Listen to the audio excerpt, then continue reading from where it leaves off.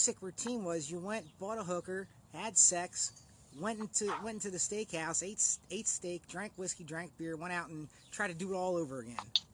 And that was how Pattaya Beach was. And what I heard from Joe leads me to my next question. Have you ever bought a hooker on Libo? Yes, I did it in Australia. She was about 15, 20 years older than me.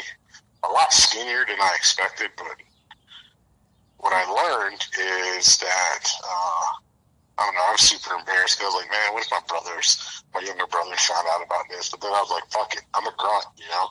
At some point, this shit happens. That's what we do. That's what we do. But a lot of my Marines were pissed at me. Why? Were you the only one that got laid? No. They were pissed at me because we were on ship. I was a first lieutenant.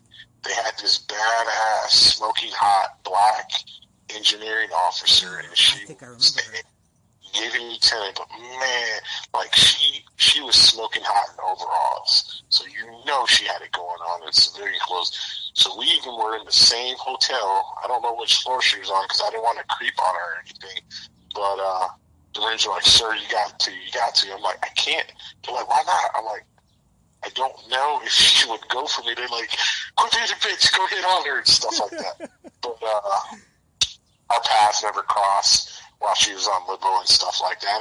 And then the other thing, too, you know, it's got to be hard, you know, as a female officer, like, around that many dudes pulling into a Libo port, you know.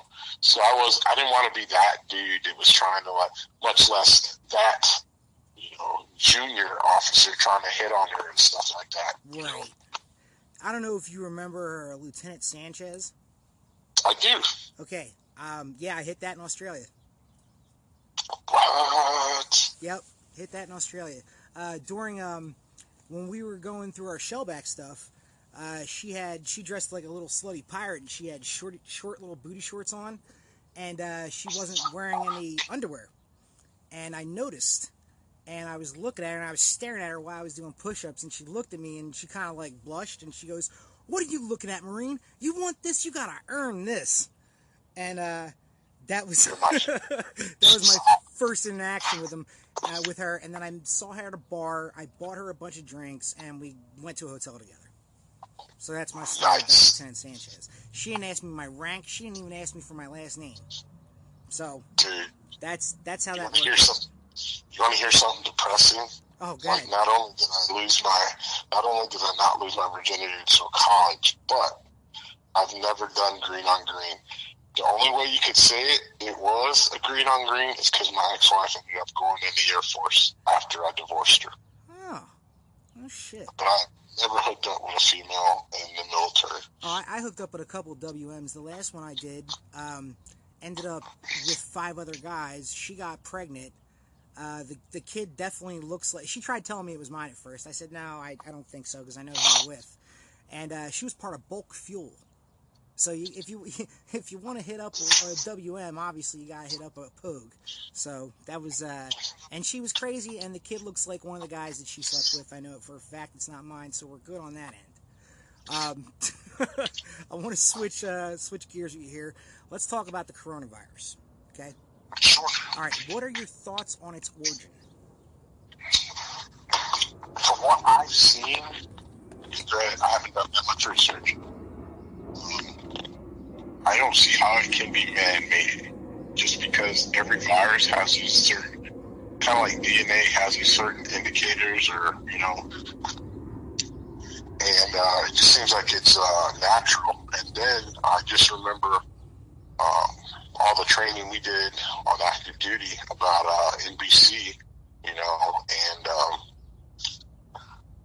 I would like to think that man's not evil enough to try and intentionally genetically engineer something like this. Right.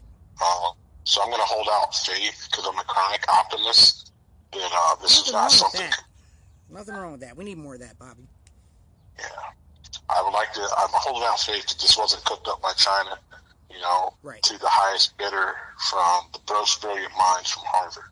You know, so until someone can definitively show me proof otherwise, or proof otherwise is somebody getting prosecuted, you know. Right. So that leads me to my next question. Do you think this is bullshit, or is it deadly serious? I think it's deadly serious, and it's basically all of us are going to get sick at some point from it. The people who are going to survive it and the people whose children are going to survive it are the ones that have the best hygiene. And hygiene isn't always not good. It's, do you always wash your hands before you eat? Do you always wash your hands after you use the bathroom? Like, I work in the service industry, and I see so many nasty fucking people, that'll shit, piss, and just walk out, Right. And then act like they're all freaked out to touch the door. And it's crazy. Oh, and not to mention that the people that go around wearing gloves all the time, that cross contaminates. That's like one of the first. That's one of the first things you learn in NBC school, not to cross contaminate shit. And then people, like, there's a difference between cleaning and sanitizing. You clean, it smells good, and you got a false sense of security. Right. But you leave fucking trash right up there wherever you just clean. All the fucking contamination's right there. You gotta throw that shit in the trash. And then, if the trash is overflowing, put a new bag in there and take that trash. You gotta always be thinking about, okay, dude, part of my job right now is cleaning up parking lots. I can't tell you how many grocery store parking lots and how many Walmart parking lots I cover that have gloves and masks laying all over the fucking place. It's like a new type of fucking... It's like a new type of, what do you call it? Littering. Yeah, dude. It's absurd. And, well, I'm not going to say what I think sometimes, but I'm just like, you nasty motherfuckers. Like, it's so easy. Like, we, at my job, we give out a Lysol wipe, to all our customers coming in so they can wipe off their baths and stuff like that. But we still have people that throw them on the ground, fucking less than 12 inches away from the trash can. Like, come on, man, you're better than that. Right. And you know what? People aren't. People are fucking pigs, man. Yeah, be a decent fucking human being, make our job a little easier. Right. Did you or do you still wear PPE? Yes, I still wear PPE. It's a requirement because I work on base. Right. And, it's from the base commander as well as the president of the Defense Commissary Agency. So everyone has to wear it. Right.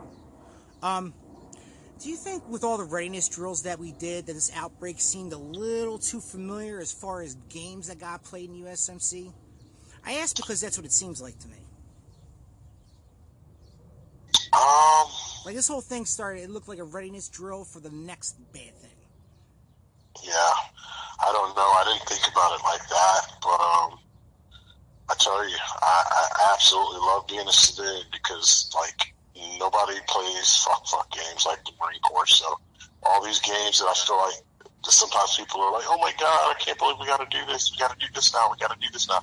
Like, we have to take temperatures, the employees' temperatures before they come on and start their shift and stuff like that. People get annoyed by it, but I'm like, this ain't nothing, man. Right. Nobody's has to take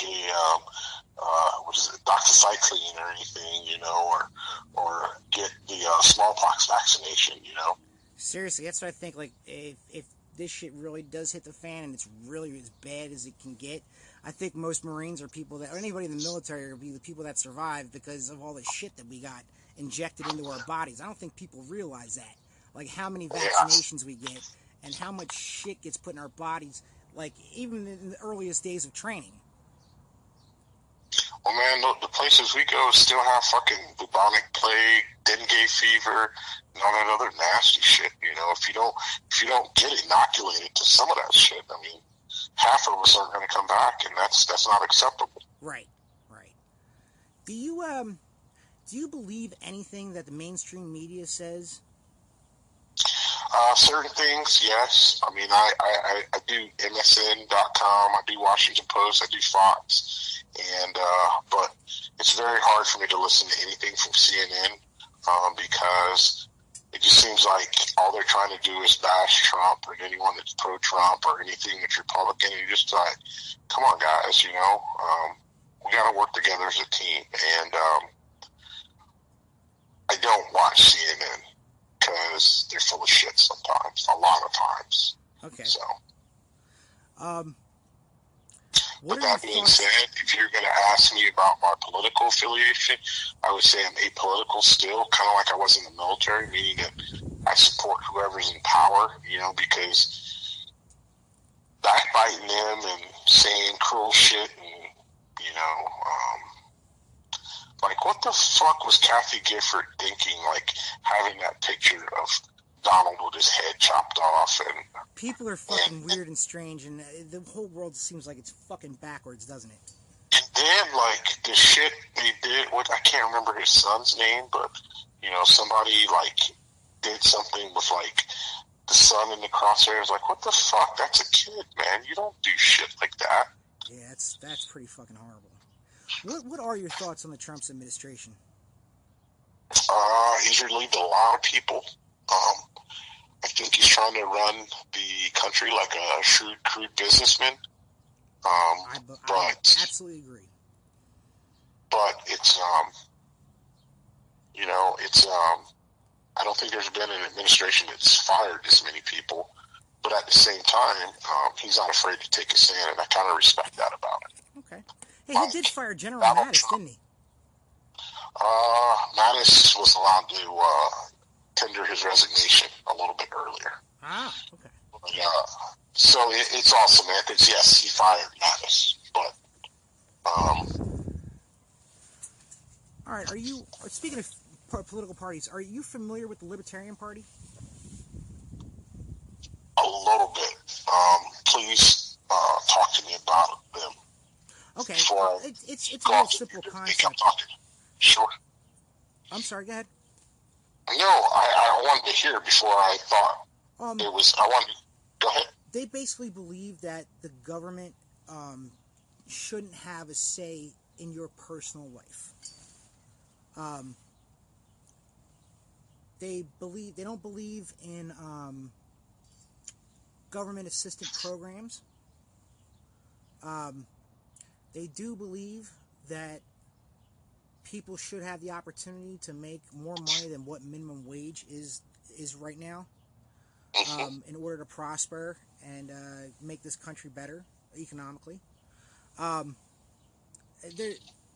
story got told to me about the evils of politics and the evils of the law, as opposed to how libertarians think. Say for some reason you wanted to start a poppy field, okay? Or a poppy farm in your backyard. Say you have a plot of land, you want to start a poppy field in your backyard. You hire an immigrant who doesn't have who's undocumented, to help you with this farm. Okay? One day, somebody calls the authorities, and they come to your house with a warrant. You tell them you don't want them to come in, so they break in anyway.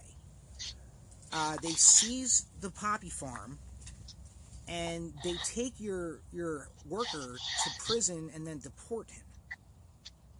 Okay?